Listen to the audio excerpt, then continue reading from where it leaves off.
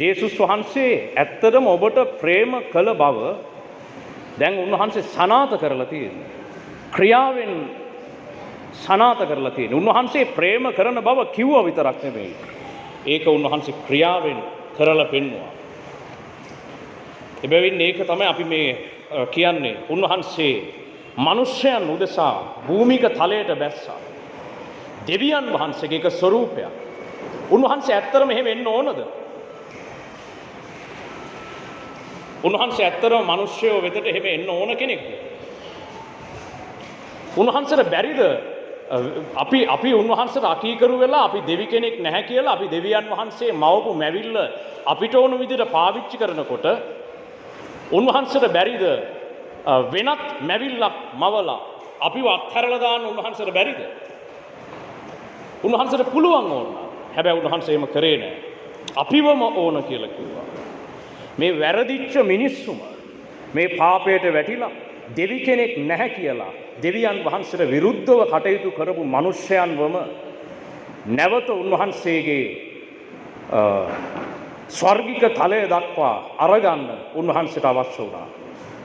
ඇයි එහෙම ඕන වෙන්නේ? වෙන කෙනෙක් හරියන්නේ නැහැ. එයාවම ඕන කියලා හිතෙන්නේ ඇයි? මොකක් වුණාමද?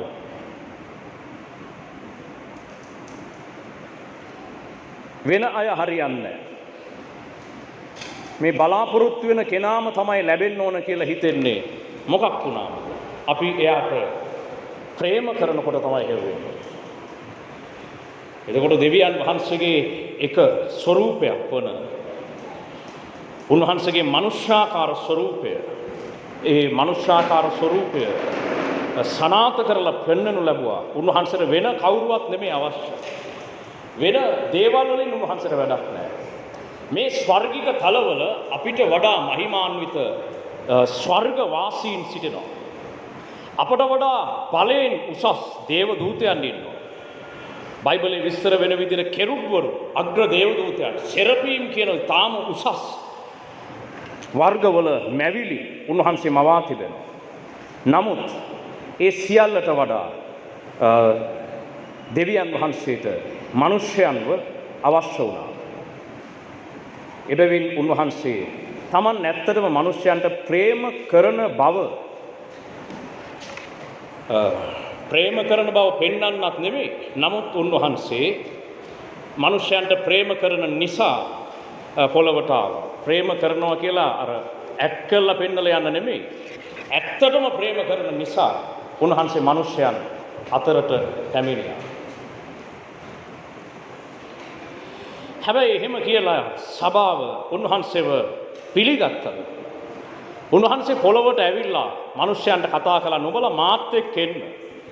නුඹලා අද කොච්චර අමාරුකම් වල සිටියත්, නුඹලා කොච්චර ප්‍රශ්නවල පීඩාවල සිටියත්, නුඹලා කන්නේ මොනවද, බොන්නේ මොනවද, අඳින්නේ මොනවද? දැන් නුඹලට තියෙන අමාරුකම් මොනවද? නුඹලට තියෙන ප්‍රශ්න, ලෙඩ රෝග, කරදර මොනවද? ඒ මුකුත් දිහා දැන් බලන්න එපා.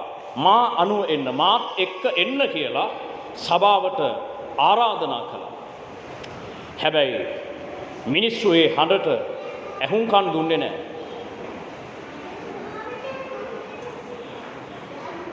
ඒගොල්ලෝ ජේසුස් වහන්සේගේ ප්‍රකාශ වීම දැක්ක නමුත්, ජේසුස් වහන්සේ පහතට බැස්ස බව දැකපු නමුත් මිනිස්සු ඒක තේරුම් ගත්තේ නැහැ. ඇයි එහෙම බැස්සේ කියලා. අදටත් බොහෝ අයට ඒක තේරෙන්නේ නැහැ.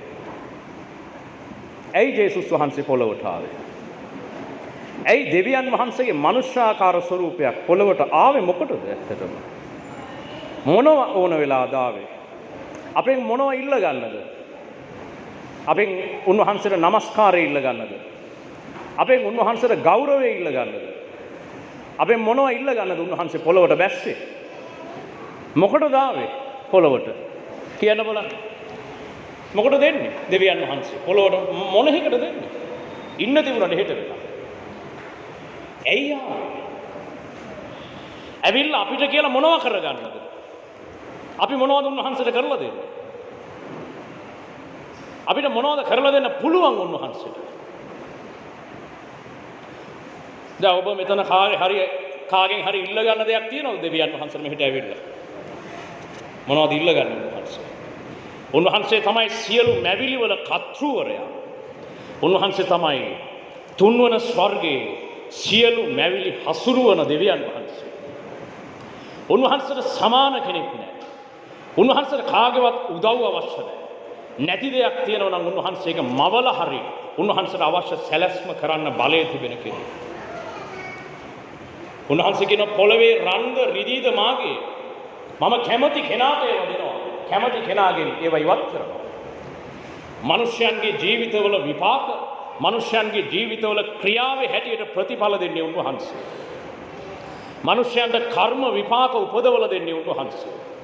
සියලු සබාදහම අවුව වැස්ස ඒ වගේම මේ සියලු ඍතු ભેද හසුරුවල පාලනය කරන්න උන්වහන්සේ සතුව පිරිසක් ඉන්නවා. මෙතරම් බලය තියෙන සියලු දේ තමන්ගේ අතේ තියෙන කෙනෙක් මොකටද අපි අතරට ආවේ? මොනවටද ආවේ උන්වහන්සේ ඔබ අතරට? මොකක් ඉල්ලගෙන යන්නද? මොනව ලබා ගන්නද? ඔබට කියලා මොනව කරගෙන යන්නද ආවේ? අපේ ගොඩක් අය ඉන්නේ නිකන් දෙවියන් වහන්සේ අපිට කියලා මොන හරි වැඩක් කරගෙන යන්න ආවා වගේ තමයි. අපිට කියලා මොන හරි කරගෙන යන්නද ආවේ? අපෙන් මොන හරි ප්‍රයෝජනයක් ගන්නද ආවේ? නැත්තම් අපිව ගොනාට අන්දලා රවට්ටලා අපිට මේ බොරු දේවල් ටිකක් කියලා අපිට කියලා උන්වහන්සේගේ වැඩක් කරව ගන්නද ආවේ? මොකටද උන්වහන්සේ ආවේ? උන්වහන්සේට පොළවට එන්න වෙන කිසිම හේතුවක් නැහැ. කී දෙනෙක්ට ඒක තේරෙනවද? කොහොමද තේරෙන කට්ටිය? මොකක් කරගන්න දෙන්නේ? මුකුත් ඉල්ල ගන්නවත්, මුකුත් අර ගන්නවත්, අපිට කියලා මුකුත් වැඩක් කරගන්නවත් නෙමෙයි උන්වහන්සේ ආවේ. උන්වහන්සේ අපිට ආදරය කරන නිසා ආවේ. උන්වහන්සේ අපිට ආදරේ. උන්වහන්සේ අපිට ප්‍රේම කරනවා. උන්වහන්සේට අපිව නැතුව බෑ. උන්වහන්සේ කැමති අපි උන්වහන්සේත් එක්ක ඉන්නවට. ඒ නිසායි ආවේ. එහෙම නැතුව වෙන හේතුවක් නැහැ උන්වහන්සේට පොළොවට එන්න. හැබැයි ඒක මේ සභාව තේරුම් ගත්තේ නැහැ ඒ කාලේ. අදටත් ඒක තේරුම් අරගෙන නැහැ. අදටත් ලංකාවේ තිබෙන බොහෝ ක්‍රිස්තියානි සභාවන් තම තමන්ගේ අවශ්‍යතාවයන් දෙවියන් වහන්සේගෙන් ඉල්ලනවා මිසක් දැන් දෙවියන් වහන්සේ ඉන්නවා නම් උන්වහන්සේ අපිට අර විදිහට මේ විදිහට ආශිර්වාද කරන්න ඕන කියලා තව දෙවියන් වහන්සේටම පීඩනය දමමින් සිටින නමුත් තාම දෙවියන් වහන්සේ මිනිස්යන්ට දැක්වූ අප්‍රමාණ ප්‍රේමය මිනිස්සු තාම තේරුම්ගෙන තියෙන පාටක් නැහැ. මිනිස්සු ඒක තේරුම් අරන් නැහැ තාම.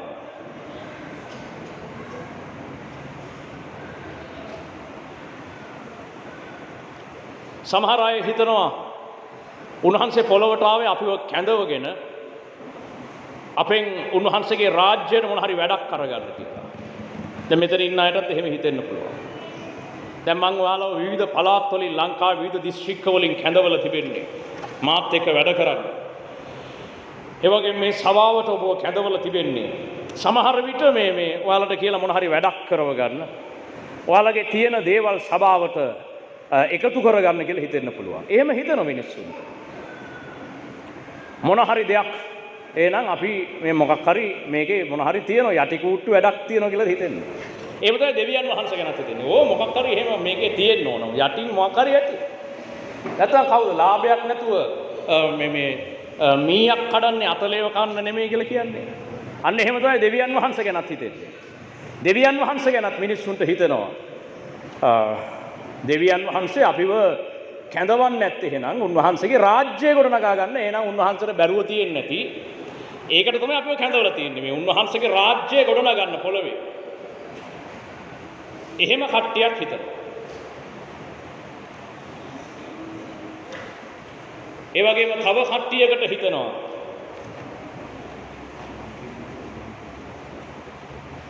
තව කට්ටියකට හිතනවා අපේ ළඟ තියෙන දේවල් අපි සතු දේවල් උන්වහන්සේට මොන හරි ලබා ගන්න වෙන්න ඇති.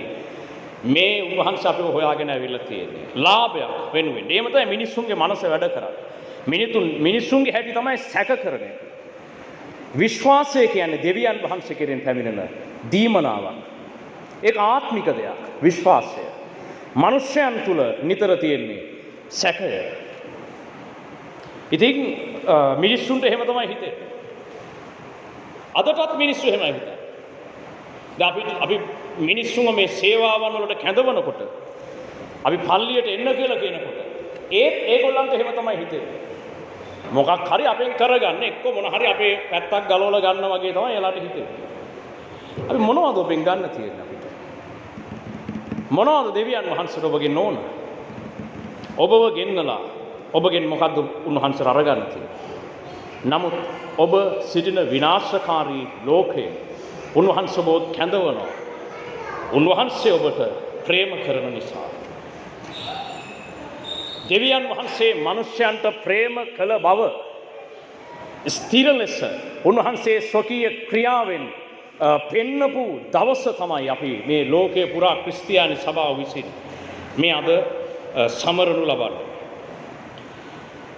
උන්වහන්සේගේ මේ පොළවට පැමිණීම තුලින් තමයි අපි කියන්න යන්නේ අනිත් අයට. බලන්න උන්වහන්සේ මේ තලයට බැස්සා. එබැවින් උන්වහන්සේ එහෙම කළේ අපිට ප්‍රේම කරන නිසා කියලා අපිට කියන්න දෙයක් තියෙනවා. කියන්න දෙයක් හදලා යන්නම නෙමෙයි. නමුත් උන්වහන්සේ ඇත්තටම ප්‍රේම කරපු නිසා.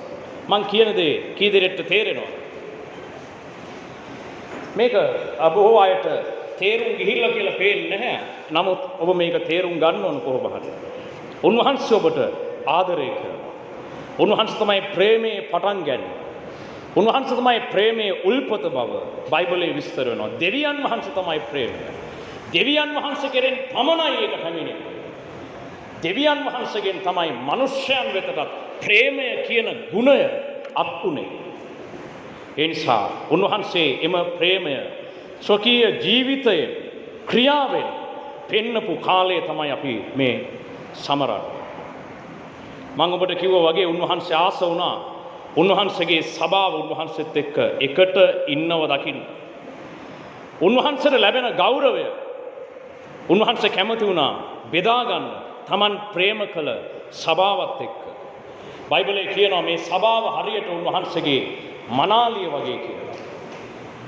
බයිබලයේ විස්තර කරනවා මේ ක්‍රිස්තියානි සභාව ජේසුස් වහන්සේගේ බිරිඳ වගේ කියලා.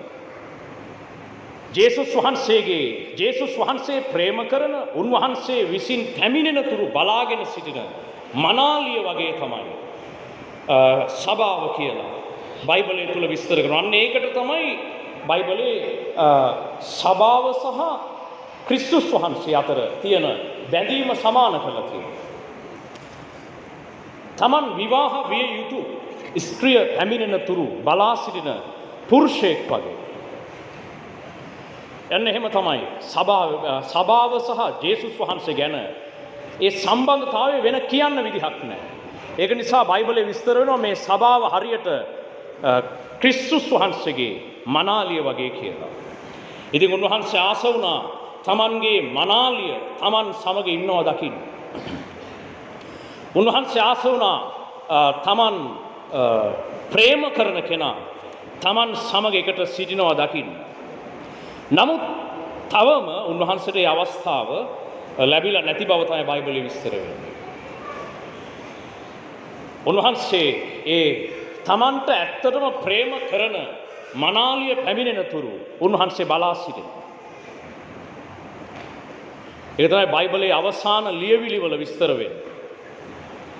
උන්වහන්සේ අපේක්ෂා කළ ප්‍රේමය උන්වහන්සේ මිනිස්යන්ගෙන් පෙරලා බලාපොරොත්තු වෙච්ච ප්‍රේමය උන්වහන්සේට තාම ලැබුණේ නැහැ.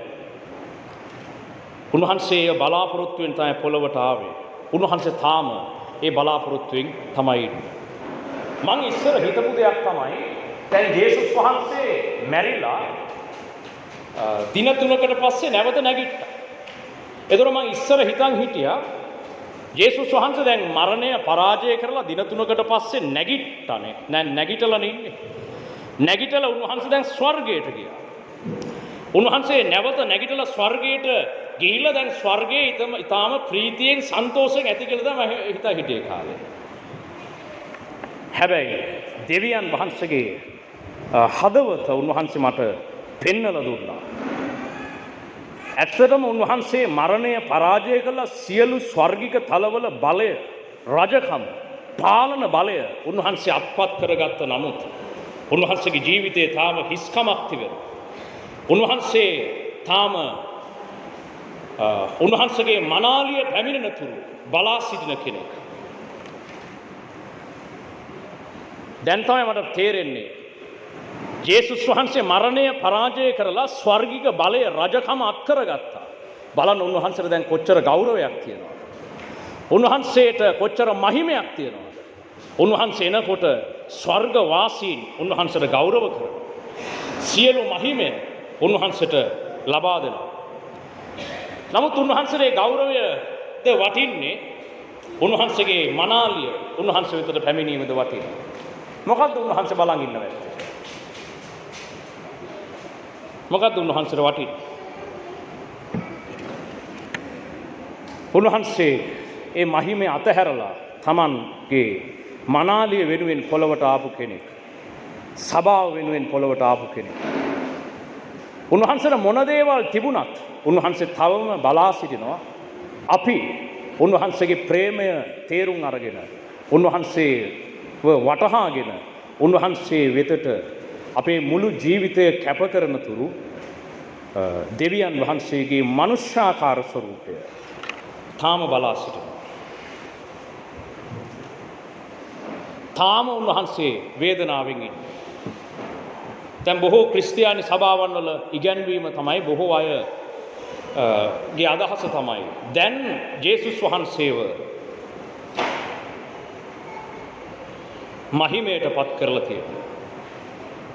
ඒක තමයි ක්‍රිස්තියානි සභාවේ අදහස. ගොඩක් ක්‍රිස්තියානි සභාවන් වල කියන්නේ දැන් ජේසුස් වහන්සේව මහිමයට පමුණවලා තියෙනවා. ගෞරවයට පත් කරලා තියෙනවා. ඉතින් ක්‍රිස්තියානි සභාවන් වල මිනිස්සු හිතන්නේ දැන් ජේසුස් වහන්සේ ඊටාම ප්‍රීතියෙන් බොහොම සතුටින් ස්වර්ගයේ ඇයි මහිමයට පත් කරලා තියෙන්නේ? ගෞරවය ලැබිලා තිබෙනවා. ස්වර්ගයේ ඉන්න වැඩිමහල්ලන්, ස්වර්ග වාසීන්, ස්වර්ගවල ඉන්න අග්‍ර දූතයන් උන්වහන්සේ එනකොට දන ගහනවා. උන්වහන්සේට নমස්කාර කරනවා. ඉතින් ඒක නිසා අපිට හිතෙනවා දැන් උන්වහන්සේ බොහොම ඒ ගෞරවය නිසා බොහොම ප්‍රීතියෙන් ස්වර්ගයේ ඇති කියලා. ඒ ගෞරවයට ආස කට්ටියක් ඉන්නවා.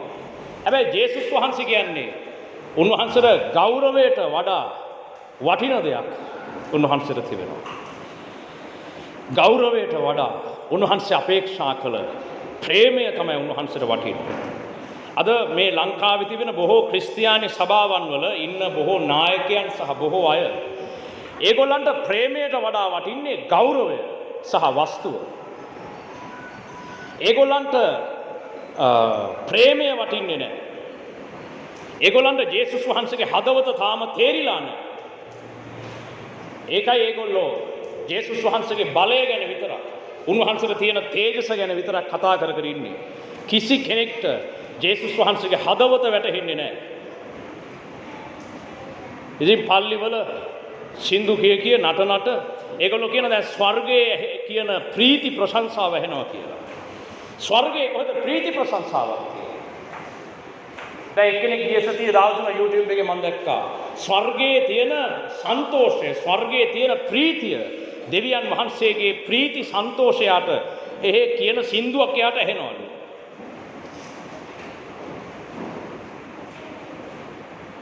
මොකද්ද දැන් ජේසුස් වහන්සේ ඉන්න ස්වර්ගික තලයේ උන්වහන්සේට තියෙන ප්‍රීතිය මොකක්ද? පොර කියන්නකො මොකක් ගැනද උන්වහන්සේ ප්‍රීති වෙන්නේ කියලා?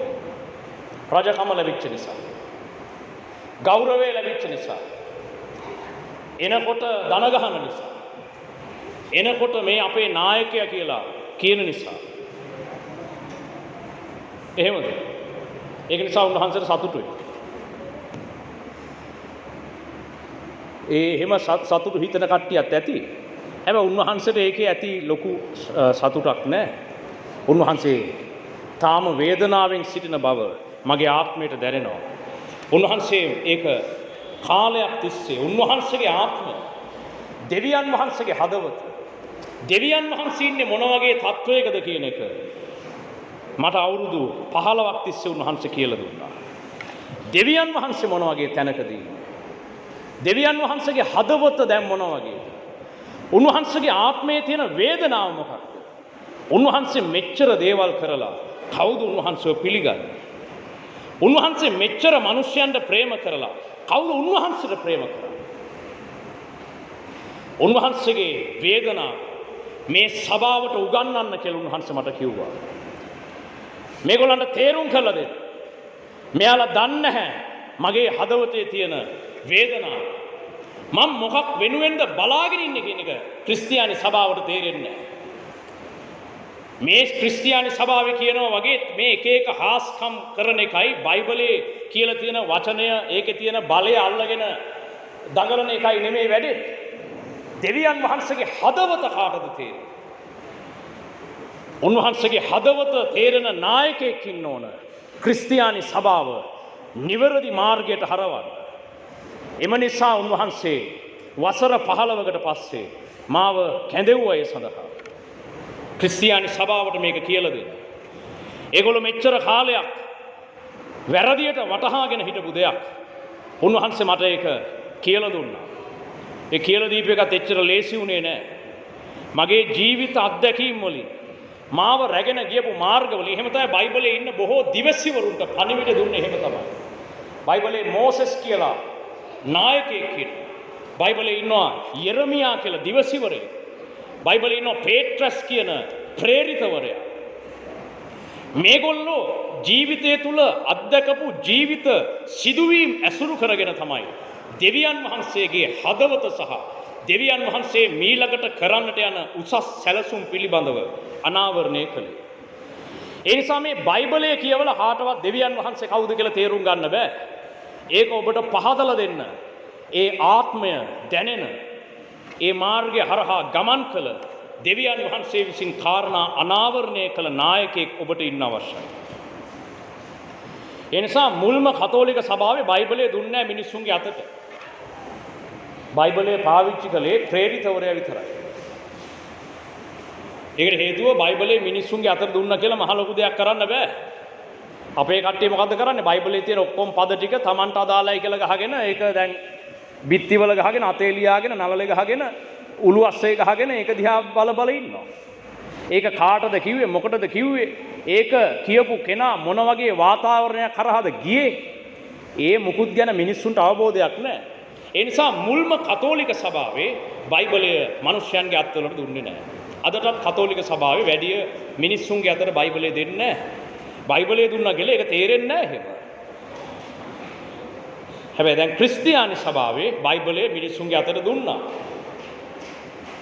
ඉතින් දැන් අපි බයිබලය අතේ තියාගෙන ඉන්නවා. හැබැයි ඔබ අතේ බයිබලයේ තියෙන එක හොඳයි. ඒ වුණාට දැන් අතේ තියාගන්න. ඒක දැන් මං අරගෙන ආයි බයිබල් හංගන්නේ නැහැ. හැබැයි ඔයාලා අතේ තියාගන්න. හැබැයි ඕක ඔහොම මේ ඔයාලට හිතන තැන් වලින් පෙරලලා අර කනාෂොට් ගහලා ඔයාලට අදාළ පදේ මොකද්ද කොහෙන්ද අද කතා කරන්න කියලා එහෙම බලන්න බෑ.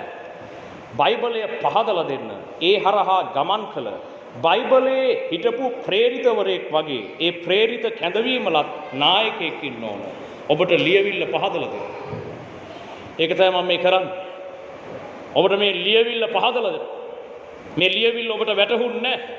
මේ ලියවිල්ල වැරදියට වටහාගෙන හිටියා මෙච්චර කාලයක් ක්‍රිස්තියානි අය. නමුත් මම ඔබට ඒක පහදලා දෙන්න. ඒක පහදලා දෙන්න. ඒක තේරුම් ගන්න එකත් එච්චර ලේසි වුණේ නැහැ. ඒ වෙනුවෙන් මගේ ජීවිතයේ අවුරුදු 15ක් මට කැප කරන්න සිද්ධ වුණා. බයිබලයේ තේරුම් ගන්න. ඒ වගේම දෙවියන් වහන්සේගේ ආත්මය සහ උන්වහන්සේගේ හදවත මොන වගේද කියලා තේරුම් ගන්න. එච්චර කාලයක් ගියා. ඔය එක තමයි මේකේ දාලා තිබුණේ. ඔය දාන්න බලන්න පොඩ්ඩක්. ඔය තියෙන්නේ. ඒක තමයි දාලා තියෙන්නේ. එච්චර කාලයක් ගත වුණා. ඉතින් මගේ ජීවිතයේ හොඳම කාලය මම දෙවියන් වහන්සේ වෙනුවෙන් කැප කළා. දෙවියන් වහන්සේ වෙනුවෙන් ඒක අතහැරියා. මම බලාපොරොත්තු වෙච්ච දේවල්, මම ආස කරපු දේවල්, මම හොඳයි කියලා හිතුණු දේවල්, මට ඕන කරන්න තිබිච්ච දේවල්. ඒ වුණාට මම ඒවා කරේ නැහැ. මම දෙවියන් වහන්සේ වෙනුවෙන් ඒක අතහැරියා. පූජා කළා. අවුරුදු 15ක් මගේ ජීවිතයේ හොඳම කොටස මං දෙවියන් වහන්සේට පූජා කළා. ඒ පූජා කිරීමේ ප්‍රතිඵලයක් ලෙස දෙවියන් වහන්සේ උන්වහන්සේගේ රහසිගත කාරණා මට අනාවරණය කළා. දැන් ඒව මම ඔබට කියලා දෙනවා. ඒව තමයි ඔබ අහන ගීතිකාවන් වල මං ලියලා තියෙන්නේ. ඒ වගේම ඒව තමයි මං දැන් ඔබට මේ ටිකෙන් ටික පහදලා දෙන්නේ. ඒ නිසා ඔබ මං කියන දෙයට අහුම්කන් දුන්නොත් ඔබ දෙවියන් වහන්සේගේ හදවත වටහා ගන්න. ඔබ මට අහුම්කන් දුන්නොත් දෙවියන් වහන්සේ ඇත්තටම මොන වගේ තත්වයකද ඉන්නේ කියන එක ඔබ තේරුම් ගන්න. දෙවියන් වහන්සේට දැන් ඇත්තටම මොකද අවශ්‍ය වෙලා තියෙන්නේ කියන එක ඔබ වටහා ගන්න. ස්වර්ගයේ තමයි ඉන්නේ උන්වහන්සේ. දැන් කුරුසපත් වීම දුක් විඳීම උන්වහන්සේගේ ඉවරයි. දැන් මගේ දුක් විඳපු කාලේ ඉවරයි. නමුත් තව පොඩි ප්‍රශ්නයක් තියෙනවා. මං කැපකිරීම කරලා දුක් විඳලා කුරුසපත් වෙච්ච කාලේ ඉවරයි වගේ. දැන් උන්වහන්සේ මට රාජ්‍ය බලය දෙනවා. උන්වහන්සේ මට සියලු රහසිගත කාරණා අනාවරණය කරන කාලය දැන් ඇවිල්ලා තිබෙනවා. උන්වහන්සේ මට ආශිර්වාද කරන කාලය ඇවිල්ලා තියෙනවා. උන්වහන්සේ මම කළ දේවල් වලට උන්වහන්සේ මට ඒ තත්වය ගෞරවය හදලා දෙන කාලය දැන් ඇවිල්ලා තියෙනවා. ඒක තමයි ඊළඟට එන්නේ. ඒක ඇවිල්ලා තියෙනවා. ජේසුස් වහන්සේට ඒක ඇවිල්ලා තියෙනවා. උන්වහන්සේ ස්වර්ගයේ තමයි ඉන්නේ. උන්වහන්සේට සියලු මහිමය, තේජස, බලය, පාලන බලය, රජකම, රාජ්‍යත්වය ඔක්කොම තියෙනවා. හැබැයි උන්වහන්සේ තව කෙනෙක් එනකම් බලන් ඉන්නවා.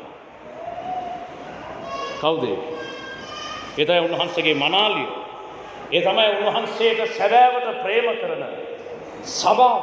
බයිබලයේ කියනවා මේ සභාව තමයි උන්වහන්සේගේ මනාලිය.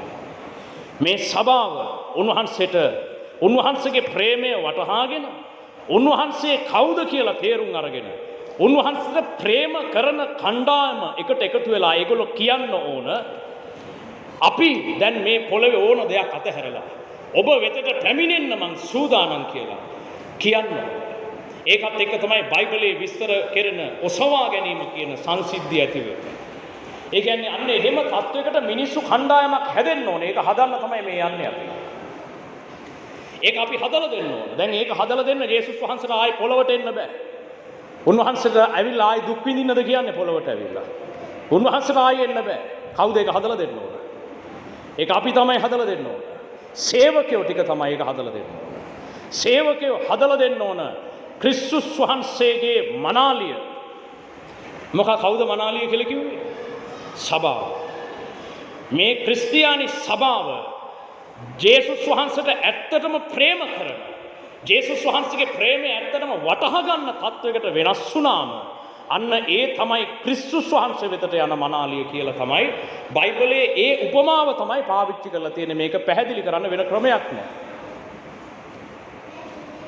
ඉතින් උන්වහන්සේ ඒ ශුද්ධ මනාලිය පැමිණෙන තුරු බලා සිටින ස්වර්ගය.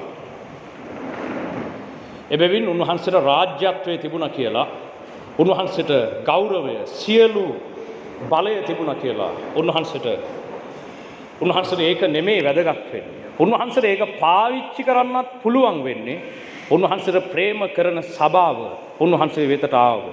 දැනට ඒ ප්‍රේම කරන පිරිස ස්වර්ගයේ නැහැ. ශුද්ධ මනාලිය ජේසුස් වහන්සේ අපේක්ෂා කරන කෙනා ස්වර්ගයේ නැහැ. ඒ ආසනය හිස්. සියලු අධිපතීන් ඉන්නවා. සියලු නායකයෝ ඉන්නවා. සියලු පාලකයෝ ඉන්නවා. සියලු ස්වර්ගවාසීන් ස්වර්ගයේ සිටිනවා. සියලු ස්වර්ගයේ වැඩිමහල්ලන් සිටිනවා. ජේසුස් වහන්සේට ප්‍රේම කළ ජේසුස් වහන්සේ විසින් ප්‍රේම කළ ඒ ප්‍රේමය වටහාගෙන පැමිණෙයි කියලා අපේක්ෂා කළ මනාලිය විතරක් සභාව විතරක් තාම ස්වර්ගයේ නැහැ. මේ නිසා උන්වහන්සේට සියලු ගෞරවය සියලු රාජ්‍යත්වයේ තිබෙන නමුත් උන්වහන්සේට තාම උන්වහන්සේගේ හදවත ඇතුලෙන් වේදනාවක් තියෙනවා. තේරෙනවද නැහැ කියන්නේ? තේරෙනවද? කොහොමද තේරෙන කට්ටිය? තේරුම් නැතත් කමන්නේ දැන් නිකන් තේරෙනවා වගේ ඕක නිකන් අහගෙන ඉන්න දැන් මේක කියන්නත් එපා. දැන් මට මේක තේරිලා තියෙන්නේ. දැන් ඔයාලට තේරෙන එක දැම්ම තේරෙන්නේ නැහැ. සමහර ටික කාලයක් යනවා තේරෙන්නේ. දැන් මේක රෙකෝඩ් කරලා මේ YouTube වල එහෙම දැම්මම පස්සේ හරි තේරෙයි. ඉතින් පස්සේ හරි තේරෙන්න කියලා තියන්න එපා. ජේසුස් වහන්සේත් ඒක තමයි කියලා තිබ්බේ. ඒ කාලේ මෙලෝඩියක් තේරුන්නේ නැහැ. අර බීරි අරින්ට වීණා ගහනවා වගේ තමයි. තේරුන්නේ නැහැ මෙලෝඩිය. ජේසුස් වහන්සේ එකක් කියනවා අනිත් මිනිස්සු තව එකක් කියනවා. ජේසුස් වහන්සේ කිව්වා සියල්ල අතහැරලා මාත් එක්ක එන්න මං රාජ්‍යත්වයකට යන්න හදන්නේ මාගේ මාත් එක්ක එකට සිංහාසනවල නුඹලට වාඩි වෙන්න පුළුවන් කියලා කිව්වා. ළඟ හිටපු ගෝලයෝ දෙන්නෙක්ගේ අම්මා කෙනෙක් ඇවිල්ලා ඇහුවා මේ ජේසුස් වහන්සේ දැන් ඔයා දැන් ඔය රජකම ලබනවා කියනෝනේ. එතකොට බැරිද මේ අපේ පුතාලව දෙන්නව ඔබගේ දෙපැත්තේ තියාගන්න බැරිද කියලා. ජේසුස් වහන්සේ උපමාවකින් කිව්වා පුළුවන් මේ අර මම බොන කුසලානෙන්ම බිව්වොත් එයාට ඒ தത്വෙට එන්න පුළුවන් කියලා කිව්වා. උන්වහන්සේකින් අදහස් කරේ උන්වහන්සේ බොන කුසලානය කියලා කිව්වේ උන්වහන්සේට මුහුණ දෙන්න තියෙන වේදනාකාරී ගමන් මාර්ගය, වේදනාකාරී මරණය. ඒක තමයි උන්වහන්සේ බීපු කුසලානය කියන්නේ ඒකයි. වේදනාව තමයි උන්වහන්සේ පානය කළේ. ඉතින් ඒ අම්මට කිව්වම ඒ අම්මා ඇහුවා මේ කෝ දැන් ඔයා ඔය වතුර බොන කෝප්පේ කොහෙද කියලා කෝප්පේ හිව පස්සේ. ඒ වගේ තමයි කියන එක නෙමෙයි තේරුනේ. දැන් මම දන්නවා ඔයාලා ඔළුව වනවන හිටියට මෙතන මං කියන එක නෙමෙයි ඔයාලා ඔළුවට යන්නේ. ඒක මට තේරෙන්නේ නැතුව නෙමෙයි. මට තේරෙනවා ඔයාලට මං කියන දේ තේරෙන්නේ නැහැ මෙතන ගොඩක් අයට ඒ තේරෙන්න විදියක් නැහැ නේ. ඉතින් කොහොමද තේරුම් ගන්නේ? හැබැයි තේරෙනවා වගේ ඉන්න දැන් මේ අර කාගෙද මේ වවුලගේ මකුල් ගෙදර කියන එල්ලලා ඉන්න ඕනනේ. දැන් ආවනම් පිළිවෙලට ඉන්න අහගෙන ඉන්නද? ඒක දැන් කරන් පිළිවෙල මොකක් කරන්නේ? හැබැයි පස්සේ තේරෙනවා ඔබට. ජේසුස් වහන්සේ අපිට කොච්චර ප්‍රේම කළාද? මට ඒක තේරුම් ගන්න ලේසි වුණේ නැහැ. දසිදුට ඒක තේරුණා වගේ මට හිතෙන්නේ යාගේ හිනාවෙන් ඒක තේරිලා තියෙන්නේ. දසිදු තමයි අපේ තාක්ෂණික පැත්ත අංශය බලන්න අර ඉන්නේ මැද. තාක්ෂණික වැඩ මොන හරි දෙනවා යාට කියන්නේ යා කරලා දෙනවා.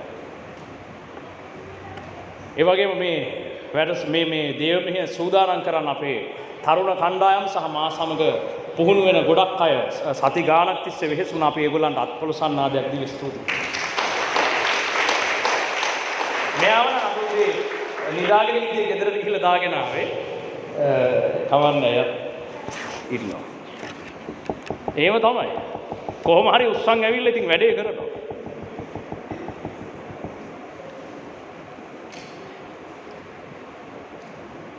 දැන් මොකද්ද මං කියේ දැන් ඉතින් මං කියප එක මට අමතක වෙන ඉතින් ඔයාලට අමතක වෙන එක සාධාරණයි.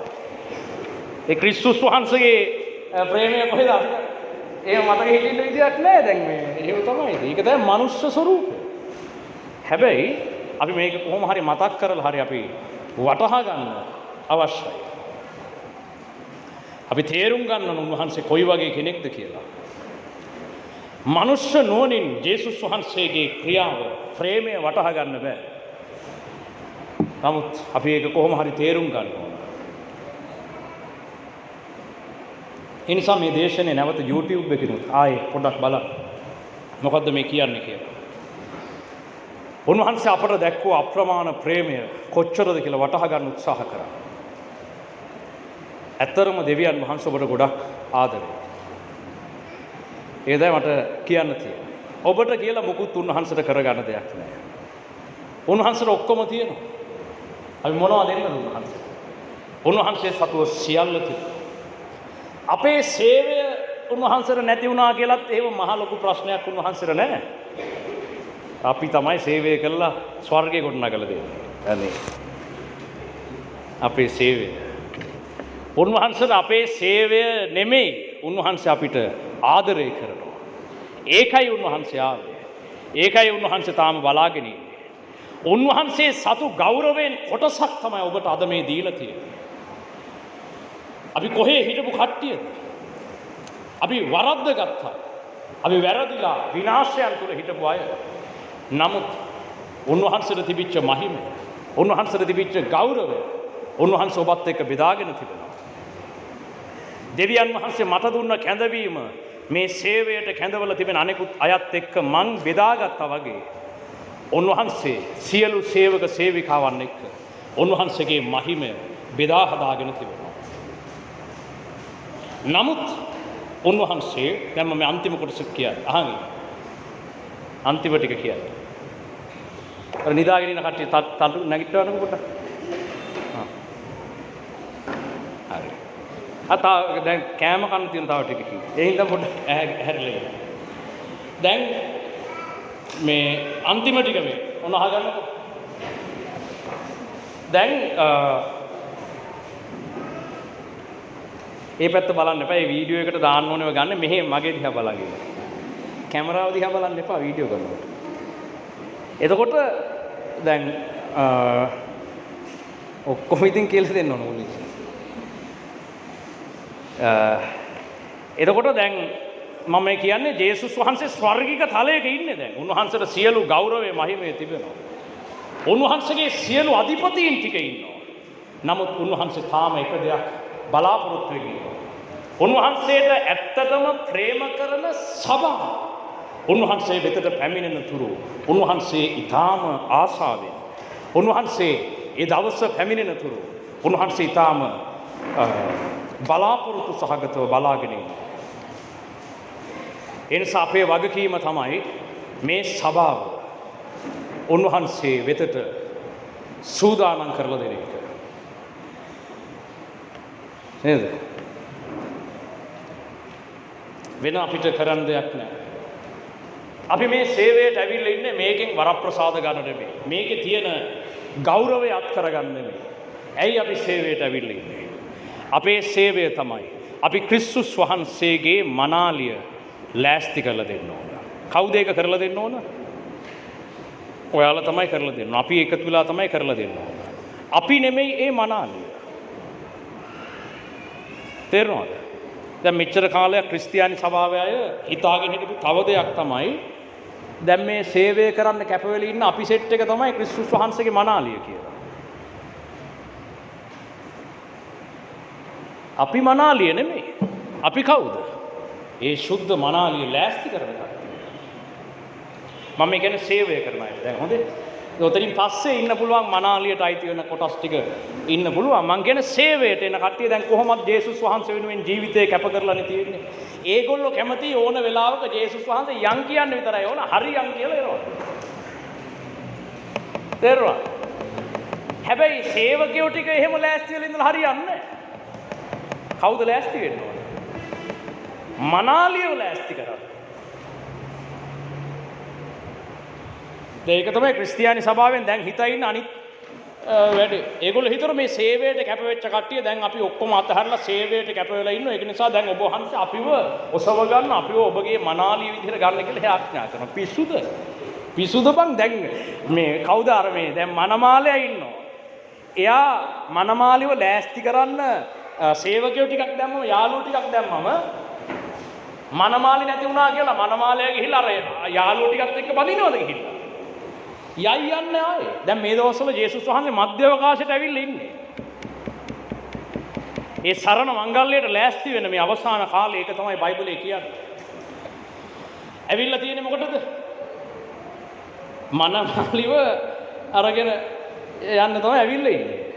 දැන් අපි මනමාලිව ලෑස්ති කරලා දෙන්න ඕන. මනමාලිව ලෑස්ති කරලා දෙන්නේ නැතුව දැන් අපි කියලා හරියනවද? අපි ඔබට ප්‍රේම කරනවා, අපිව ඔබගේ මනාලිය ලෙස පිළිගන්න කිව්වොත් හරිද? ජේසුස් වහන්සේ අනිවාර්යෙන් ආයේ තුන්වෙනි ස්වර්ගයට යනවා. පිස්සුද? යාළුවෝ බඳින්න පුළුවන්ද?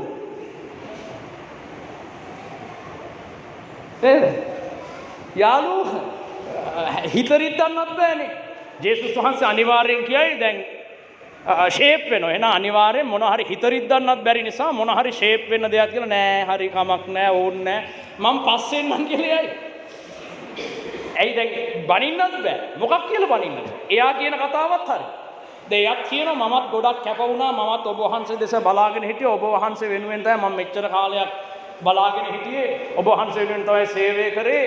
කියලා කිව්වට එහෙම පුළුවන්ද?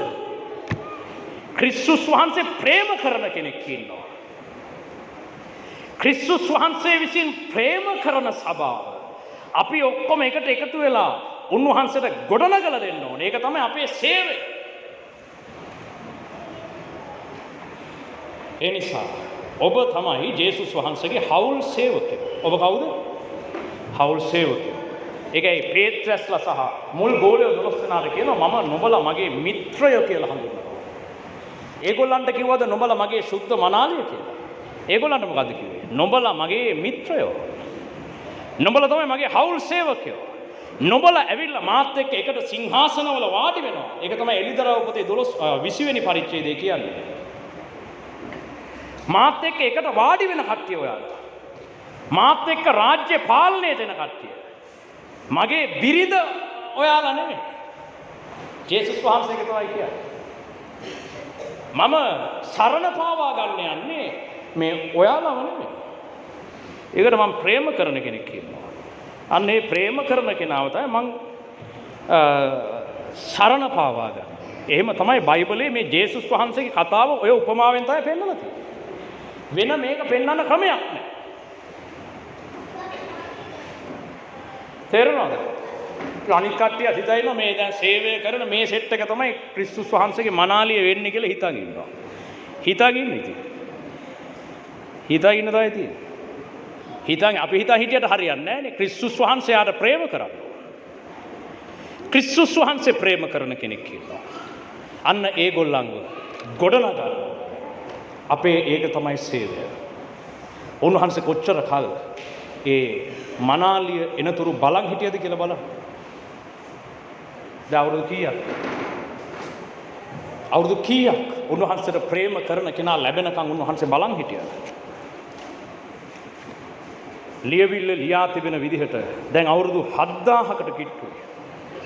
කිසි කෙනෙක් තාම ජේසුස් වහන්සේ වෙතට යන්න කෙනෙක් නැහැ. ජේසුස් වහන්සේට ප්‍රේම කරන කෙනෙක් නැහැ. ඔක්කොම ක්‍රිස්තියානි අය බලන් ඉන්නේ තමන්ගේ වැඩක් කරගන්න මොනවා හරි.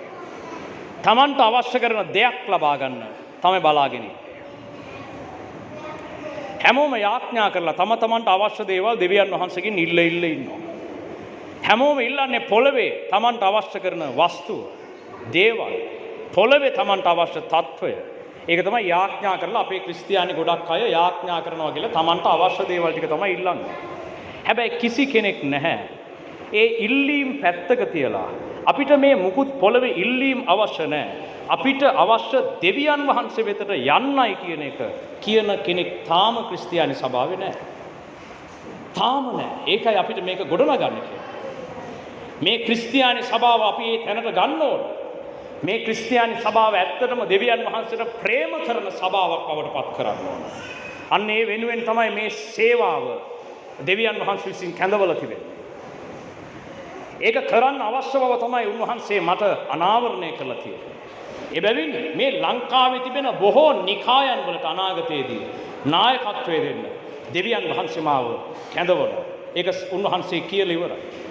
ඒ නිසා ඒකට කැඳවන්න හේතුව උන්වහන්සේගේ හදවත, උන්වහන්සේගේ වේදනාව, උන්වහන්සේ ඇත්තරම දැන් ඉන්නේ මොන වගේ තත්වයකද කියන එක උන්වහන්සේ මට තමයි අනාවරණය කරලා තියෙන්නේ. ඒ නිසා ඒක තේරුම් ගන්න අවශ්‍යය. මං කියන දෙයට අහුම්කම් දෙන්න වෙනවා. නැත්තම් බලන්න අද ක්‍රිස්තියානි සභාවේ කට්ටිය කරන දේ. මේ ගම්පහ දිස්ත්‍රික්කයේ සභාවන් කීයක් තියෙනවද? ක්‍රිස්තියානි පල්ලි කීයක් තියෙනවද? මොකක්ද ඒගොල්ලෝ කරන්නේ? ඒගොල්ලෝ සියල්ල අතහැරලා දෙවියන් වහන්සේව පිළිගන්න උන්වහන්සේ වෙතට යන්න ලෑස්ති වෙනවද? නැත්තම් උන්වහන්සේගේ බලය පාවිච්චි කරලා තමන්ට ඕන දේවල් ලබා ගන්න කටයුතු කරනවද? මොකක්ද අද ලංකාවේ ක්‍රිස්තියානි සභාව කරන්නේ? මොනවද ඒගොල්ලෝ කරන්නේ? ඒගොල්ලන්ට වැඩක් නැහැ දෙවියන් වහන්සේගේ හදවත. ඒගොල්ලන්ට වැඩක් නැහැ දෙවියන් වහන්සේ කොච්චර වේදනාවකින්ද ඉන්නේ කියන එක ඒගොල්ලන්ට වැඩක් නැහැ. ජේසුස් වහන්සේ මෙතෙක් කාලයක් කොයි තරම් බලාගෙන හිටියද කියන එක ඒගොල්ලන්ට වැඩක් නැහැ. ඒගොල්ලෝ තමන්ට ඕන දේවල් අරක දෙන්න මේක දෙන්න දැන් මේක සුව කරන්න මේක නිදහස් කරන්න කියලා තමන්ට අවශ්‍ය දේ දෙවියන් වහන්සේ ඉල්ලන එක තමයි ඒගොල්ලෝ යාඥාව කියලා කියන්නේ. ඔන්න ඕකට තමයි අද ක්‍රිස්තියානි සභාවේ යාඥාව කියලා කියන්නේ. හැබැයි මුල් ක්‍රිස්තියානි සභාවේ ජේසුස් වහන්සේගේ මුල් ගෝලයන්ගේ යාඥාව උනේ ඒක නෙමෙයි. අපිට මේ මුකුත් නැතුවට කමක් නැහැ. මේ දේවල් අපිට අහිමි වුණත් කමක් නැහැ. පොළවේ ගෞරවය, තත්වය, වස්තුව අපි බලාපොරොත්තු වෙච්ච මොන දෙයක් වුණත් අපිට නැති වුණාට කමක් නැහැ. අපිට ඕන ඔබ වහන්සේත් එක්ක ඉන්න. අපිට ඕන ඔබ වහන්සේ වෙතට පැමිණෙන්න. අපිට ඕන ඔබ වහන්සේ විශ්වාස කරලා ඔබත් එක්ක එකට ඉන්න එච්චරයි ඕන. කවුද එහෙම කියන්නේ? එහෙම කියන කෙනෙක් නෑ තාම. ඉන්නවද මෙහි ගම්පහ දිස්ත්‍රික්කේ? කුරුණෑගල දිස්ත්‍රික්කේ නෑ මම වැඩිපුර සේවය කරන්නේ එහෙ නෑ. එහෙ හිටියේ නෑ මට හම්බුනේ මෙහෙ කොහමද? මේ ඉන්නවා. මෙහෙත් නැහැලු. එහෙනම් නෑ කොහොමද ඉතින් ගම්පහත් නෑ කියන්නේ නෑම තමයි. මෙහෙ තමයි වැඩිම පල්ලි තියෙන්නේ ගම්පහ දිස්ත්‍රික්කේ. දෙවියන් වහන්සේ වෙනුවෙන් ඕනම දෙයක් අතහැරලා දෙවියන් වහන්සේ වෙනුවෙන් ඕනම දෙයක් කැප කරලා උන්වහන්සේව පිළිගන්න කෙනෙක් එහෙම සෙනගක් නැහැ. දැන් අපේ වගකීම තමයි එහෙම සෙනගක් හදන්න. අන්න ඒ හදන සෙනගට තමයි බයිබලයේ කියන්නේ ජේසුස් වහන්සේගේ මනාලිය කියලා. දැන් තේරුණාද ජේසුස් වහන්සේගේ මනාලිය කියන්නේ කාටද කියලා? එයාව තමයි ජේසුස් වහන්සේ විසින් අවසානයේ සරණ පාවා ගන්නේ. එයාව ජේසුස් වහන්සේත් එක්ක එකට හැම දෙයක්ම කරන්න කැඳව ගන්න. එහෙම පිරිසක් තාම නැහැ. ඒක අපි හදන්න ඕන. ඇයව ගොඩනගන්න ඕන. බයිබලයේ සභාව හඳුන්වන්නේ ඇය කියලා. ක්‍රිස්තුස් වහන්සේගේ මනාව අපි ගොඩනගන්න. කොහොමද ගොඩනගන්නේ? එයාට මේක කියලා දෙන්න ඕන. මොකද්ද කියලා දෙන්න ඕන? දැන් සේවකයෝ ටික මොකද්ද කියලා දෙන්න ඕන? මොකද්ද අපි කියන්න ඕන? උන්වහන්සේ ඔයාට කොච්චර ආදරය කරාද? ඔයා වෙනුවෙන් කරපු දේවල් මොනවද කියලා දන්නවා? බයිබලයේ කියන උන්වහන්සේ නොනිදා අපිව ආරක්ෂා කරනවා. උන්වහන්සේ අපිට යාඥා කරගන්න බැරි තැන උන්වහන්සේගේ ආත්මය තුලින් අප උදෙසා මැදහත්කාරකම් කරනවා. උන්වහන්සේ අපි ඉල්ලන්නට ප්‍රථමයෙන් අපේ අවශ්‍යතාවය හඳුනා ගන්නවා. ඒ විතරක් නෙමෙයි අපි මුලින්ම බැලුවා වගේ උන්වහන්සේ අපිට මේක දැනෙන පිණිස එක පැත්තකින් අනිත් පැත්තෙන් ඇත්තටම උන්වහන්සේට අපිව අවශ්‍ය නිසා උන්වහන්සේ ස්වර්ගික තලය අතහැරලා පොළවට භූමික තලයට බැස්සා. ඉතින් අපි මිනිස්සුන්ට මොකද්ද දැන් කියලා දෙන්නේ? උන්වහන්සේ අපිට කොච්චර ආදරය කළාද කියලා දෙන්න ඕන. ඒක තමයි සුභාරංචිය. සුභාරංචිය මොකද්ද කියලා තේරුණාද? එහෙම නැතුව ජේසුස් වහන්සේගේ නාමයෙන් ලෙඩ හොඳ වෙනවා කියන එක සුභාරංචිය නෙමෙයි. ජේසුස් වහන්සේගේ නාමය තුලින් ආශිර්වාදය ලැබෙනවා කියන එක සුභාරංචිය නෙමෙයි. දෙවියන් වහන්සේ වෙතට ආවට පස්සේ ඔයාලා සඵල වෙලා සාර්ථක වෙලා සියල්ලට වඩා ධනවත් වෙනවා කියන එකද සුභාරංචිය. ලංකාවේ තියෙන ගොඩක් ක්‍රිස්තියානි සභාවල ඒක තමයි සුභාරංචි වෙලා තියෙන්නේ. ඒක ඒගොල්ලන්ට සුභාරංචියක් වෙන්න පුළුවන්. හැබැයි ඒක දෙවියන් වහන්සේට සුභාරංචියක් නෙමෙයි. දෙවියන් වහන්සේට ඔබට කියන්න එකම පණිවිඩයක් තියෙනවා. උන්වහන්සේ ඔබට ගොඩක් ආදරය කළා. ඒ වගේම උන්වහන්සේ ඔබට ගොඩක් ආදරේ. ඔබ පැමිණෙන තුරු උන්වහන්සේ බලාගෙන ඉන්නවා. මේ පණිවිඩය ගිහිල්ලා මිනිස්සුන්ට කියන්න. අනිත් අයට කියලා දෙන්න, තේරුම් කරලා දෙන්න බලන්න. ඒගොල්ලෝ හයි කොහොමද ඔයා කියන්නේ එහෙම?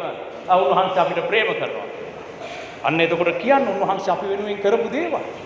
උන්වහන්සේ මොකද්ද කළේ? උන්වහන්සේ සියලු ගෞරවය මහිමය අතහැරලා අපේ මට්ටමට බැහැපු විදිහ කියලා දෙන්න. ඒක තමයි සුභාරංචිය. මිනිස්සුන්ට මේ පණිවිඩය කතා කරලා එයාලගේ හදවත් වෙනස් කරා. ඒගොල්ලෝ දෙවියන් වහන්සේ එයාලට කොච්චර ප්‍රේම කළාද කියලා තේරුම් ගත්තොත් අපි නැගිටිමු දැන්. දෙවියන් වහන්සේ කොච්චර ප්‍රේම කළාද කියලා තේරුම් ගත්තා.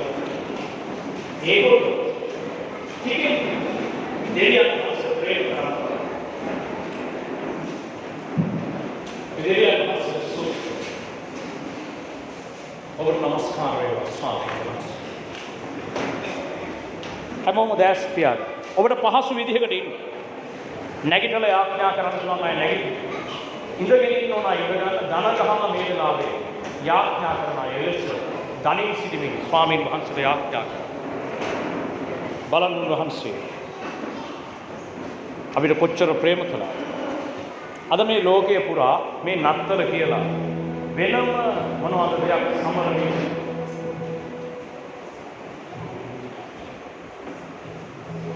ඒගොල්ලෝ වෙන මොනවද දෙයක් සමරමින් මේක මහා උත්සවයක් විදිහට ඒගොල්ලෝ කාලා බීලා අද තමයි ගම්පහ දිස්ත්‍රික්කයේ කට්ටිය අද හැන්ද වෙනකොට තනිකර ඒගොල්ලෝ උන් හිටි තැන් හොයාගන්න බැරනවාද රැයට. ලංකාවේ හොඳටම බොන්නේ ක්‍රිස්තියානි සහ කතෝලිකයි. අනිත් කට්ටිය හොඳයි බැලි. ඔයාලට දකින්න පුළුවන් ගම්පහ දිස්ත්‍රික්කේ ජායල වත්තල මීගමු ඔය ඒරියා එකේ යනකොට අද කට්ටියගේ කෙරුවාව බලන්න පුළුවන්. කට්ටිය කොච්චර ඒගොල්ලන්ගේ කතෝලික බැතිමත්කම ක්‍රිස්තියානි භක්තිය ඔබට බලා ගන්න පුළුවන්. හොඳටම ගහන්නේ ආයේ සැන්ඩි නැතුව ගහන්නේ ක්‍රිස්තියානි සහ කතෝලික කට්ටිය තමයි. ඒකට හේතුව තමයි ඒගොල්ලන්ට මේක සැනකෙලියක්. ඒගොල්ලන්ට මේක නිකන් තවත් එක අවුරුද්දේ එක මංගල්‍යයක්.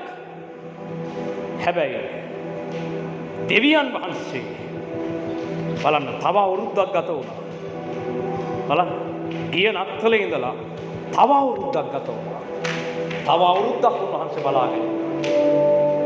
තව කොච්චර කාල උන්වහන්සේට බලන් ඉන්න කියලාද කියන්නේ. නොබල මේක වටහා ගන්න. උන්වහන්සේ නොබලට දක්වපු ප්‍රේමය නොබල වටහා ගන්නකම් උන්වහන්සේ මට කියන්නකො තව කොච්චර කාලයක් බලන් ඉන්නද? තව අවුරුදු 10ක්, තව අවුරුදු 50ක්, තව 100ක්, තව 1000ක් කොච්චර බලන් ඉන්නවද උන්වහන්සේ? ඔබ මේක වටහා ගන්න. අපි ආඥා කරමු. ඔබට නමස්කාර වේවා අපගේ දෙවියන් වහන්සේ. දැස් පියාගන්න. දෙවියන් වහන්සේගේ හදවත වටහා ගන්න. දෙවියන් වහන්සේ නොබලා උදෙසා කළේ කුමක්ද කියලා තේරුම් ගන්න පිණිස උන්වහන්සේ වෙතට සිත් යොමු කරන්න. ඔබට නමස්කාර වේවා ස්වාමීන් වහන්සේ. ලෙවි හෙලි හකේ හකේ මතා හෙලි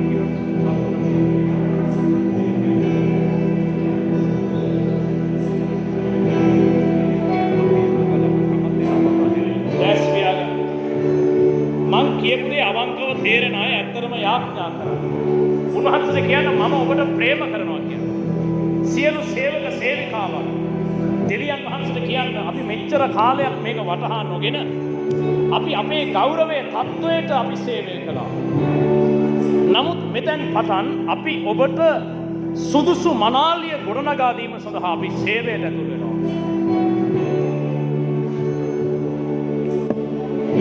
උන්වහන්සේ කරපු දේවල් උන්වහන්සේ මොනවද නොකරේ? උන්වහන්සේගේ ශරීරයේ ලේ බිඳුවක් ඇදලා සියලු ලේ පොළවට වැටුණා. උන්වහන්සේ නිඳා ලැබුවා. උන්වහන්සේ උපත ලබන්න තැනක් නැතුව ගව මඩුවක උපත ලැබුවා.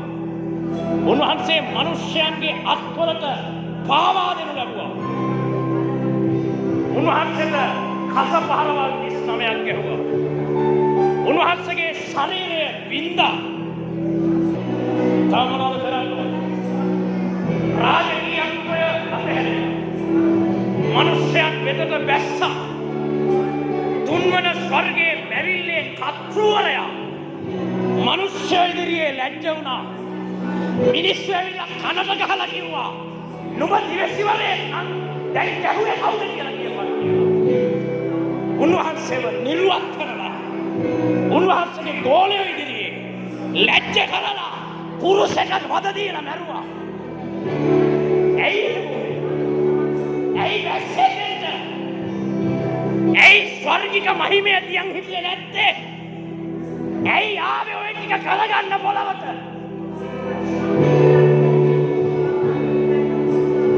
උන්වහන්සේ නොබලට ප්‍රේම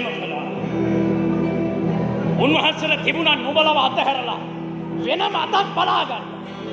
වෙන මාර්ගයකට යන්න තිබුණා. උන්වහන්සේලා මොනවද කරන්න බැරි? එක්කෙනෙක් බැරි නම් වෙන කෙනෙක්. එක පිරිසක් වරද්දනවා නම් වෙන පිරිසක් ගේන්න බැරිද? නමුත් උන්වහන්සේ එහෙම කළේ නෑ.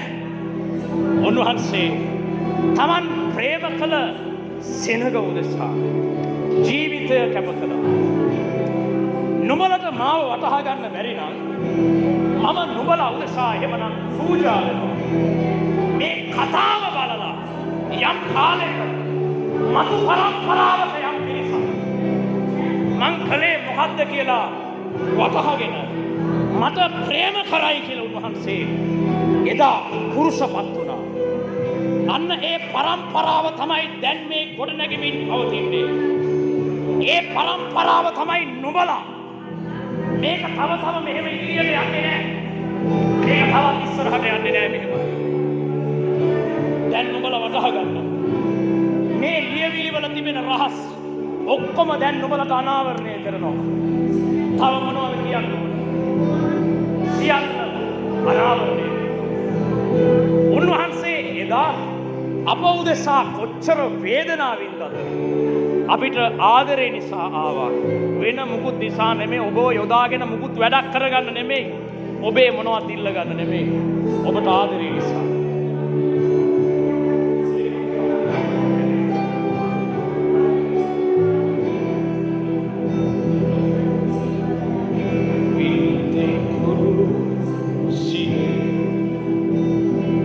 වේදනාවන් මා නිසා බුදු දුන්නේ